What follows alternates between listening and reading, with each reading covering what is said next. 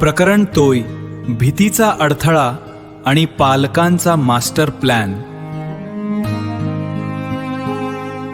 स्वरा आणि आदित्यने तो चॉकशोस तार्यांचा अवधी ईशान आणि आर्यासाठी एखाद्या कठीण परीक्षेच्या निकाला सारखाच वाटत होता.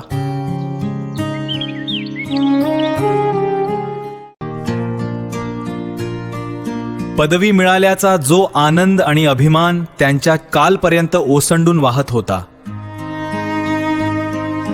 तो आता काळजीच्या दाट ढगांखाली पूर्णपणे झाकला गेला होता. बागेतील त्या चर्चेनंतर दोघेशपणे आपल्या खोलीत शिरले आणि एखाद्या मोठ्या युद्धाची रणनीती आखावी तसे गंभीर चर्चेत मग्न झाले. ईशान बेडवर अस्वस्थपणे पडला होता, तर आर्या खिडकीबाहेरच्या पाहत विचार करत होती. शेवटी शांतता भंगरच्या अंधाराकडे पाहत ईशान म्हणाला, आर्या, अगं हे काय नवीनच संकट ओढवून घेतलंय आईबाबांनी.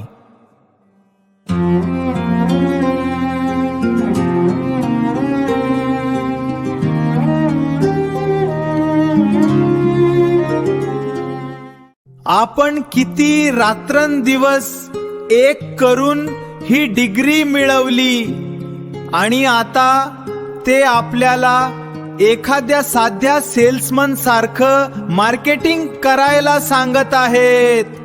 तुला कल्पना आहे का मार्केटिंगचं वास्तव काय असतं?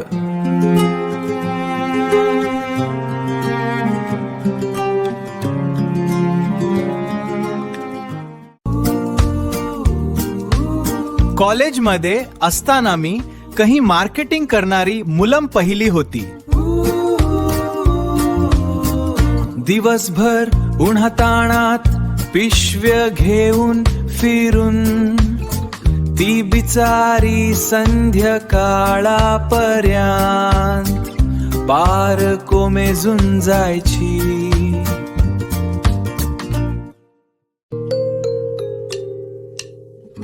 लोकांच्या दारावर जाऊन सतत तीच ती वाक्य बडबडावी लागतात आणि त्या बदल्यात मिळतात लोकांचे कडवट शब्द आणि टोमणे. हे कष्टाचं आणि अपमान सहन करण्याचं काम आपल्यासारख्यांना जमेल का? ईशानचे हे शब्द ऐकून आर्याच्या मनातील भीती अजूनच बळावली. तिच्या डोळ्यांसमोर उन्हात तापलेले रस्ते या दारावर उभी राहणारी स्वतःची प्रतिमा उभी राहिली. ती थरथरत्या आवाजात म्हणाली, ईशान, तू म्हणतोयस ते अगदी खरं आहे. हे मार्केटिंगचं काम आपल्या स्वभावाला मुळीच झेपणार नाही. त्यात मी मुलगी आहे. बाहेर फिरताना मला जर कडक उन्हामुळे चक्कर आली किंवा तब्येत बिघडली, तिथले ऑफिसवाले माझी काय काळजी घेणार? त्यांच्याकडे अशा कामासाठी हजारो मुली येत असतात. त्यांना आपल्या वैयक्तिक अडचणींशी काय देणं घेणं? आपण आईबाबांना स्पष्टपणे नाही म्हणून सांगूया. मार्केटिंग सोडून दुसरं काही करू, पण हे नको. ईशाननेही आर्याच्या सुरात सुरात सूर मिळवला. अगदी बरोबर. तू जर हे काम करणार नसशील तर मी तरी एकटा तिथे जाऊन काय करणार? आपण दोघं एकत्रच राहू आणि एकत्रच त्यांना आपला नकार कळवू. दोघेही मनाचा हिया करून भीती बाजूला सारूल्या स्वरा आणि आदित्यकडे गेले. आर्याने घसा खाकरून बोलायला सुरुवात केली, आई बाबा, आम्ही खूप विचार केला पण आम्हाला हे मार्केटिंग सारखं वाटत नाहीये. मी मुलगी असल्याने मला माझ्या सुरक्षेची आणि आरोग्याची जास्त काळजी वाटते. अनोळखी ठिकाणी उन्हात फिरताना काही बरं वाईट झालं तर जबाबदारी कोणाची? आणि ईशानचंही म्हणणं तेच आहे. तो माझ्याशिवाय एकटा कुठेही जाणार नाहीये. हे ऐकताच स्वरा आणि आदित्याच्या चेहऱ्यावर एक सूचक स्मितहास्य आले. जणू काही त्यांना या प्रतिक्रियेची आधीच खात्री होती.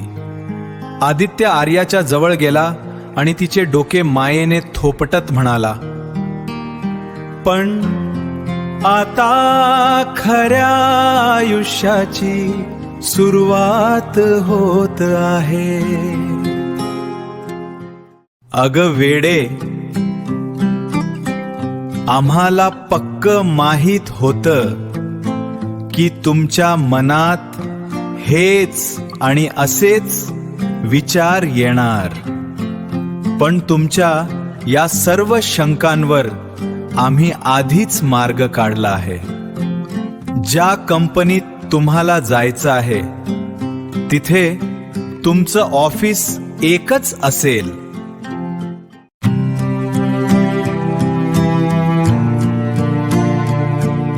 सर्वात महत्त्वाचं म्हणजे तुमचं राहण्याचं अपार्टमेंट ही एकाच बिल्डिंगमध्ये असेल. तुम्ही दोघं 24 तास सोबतच असणार आहात. स्वराने पुढे आपली बाजू मांडली. आर्या, तुला तिथे एकटं वाटण्याचं किंवा असुरक्षित वाटण्याचं काहीच कारण नाही. काळजी नको करू, आम्ही आहोत सोबत. तुम्ही दोघं सकाळी सोबत ऑफिसला जाणार, दुपारी सोबत लंच करणार आणि संध्याकाळी बाहेर फिरायला किंवा हॉटेलमध्ये जेवायलाही सोबतच जाणार. ईशान तिथे तुझ्या पाठीशी एखाद्या सावलीसारखं उभा असेल.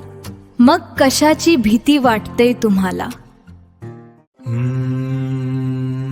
स्वरा आणि आदित्यच्या या अचूक उत्तरांमुळे ईशान आणि आर्याचे सर्व बहाणे आणि तर्क एका क्षणात कोलमडून पडले.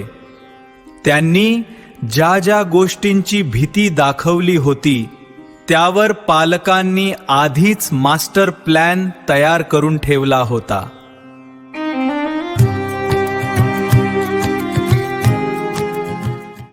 बागेतील गुलमोहर शांतपणे हसतोय, मोगऱ्याचा सुगंध हवेत रेंगाळतोय.